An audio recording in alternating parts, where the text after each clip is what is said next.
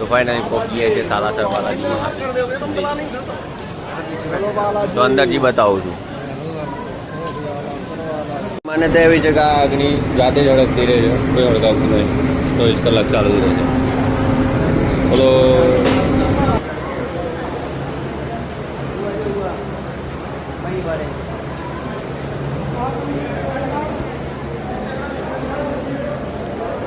ને આ બધું સોનાની પડી. શ્રીફળ સુંદરી જાતને પહોંચે છે. તો કેવું છે કઈ માન્યતા છે, કોઈ બી માન્યતા માનો તો તમારી મનોકામના બધી પૂર્ણ થાય છે.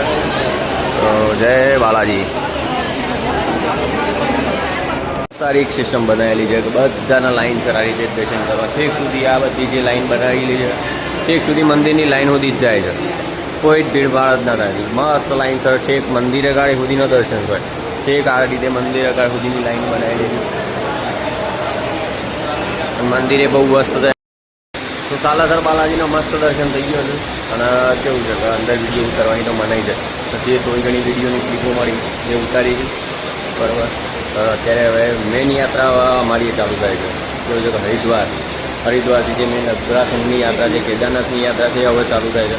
તો અત્યારે હવે નીકળી રહ્યા છે એક કેદારનાથ સુધી. તો વિડીયોમાં છેક સુધી બન્યા રહેજો, મજા આવશે.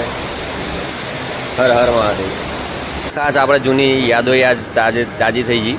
કેવું છે કે આજે હા પાઉચે જોવા મળી ગયો છેલ્લે. અહીંયા રાજસ્થાનના છેલ્લા બધા જે મંદિરો છે બધામાં પાઉચ વેચવાય છે. નિઃશુલ્ક હાલે છે પાણીનું.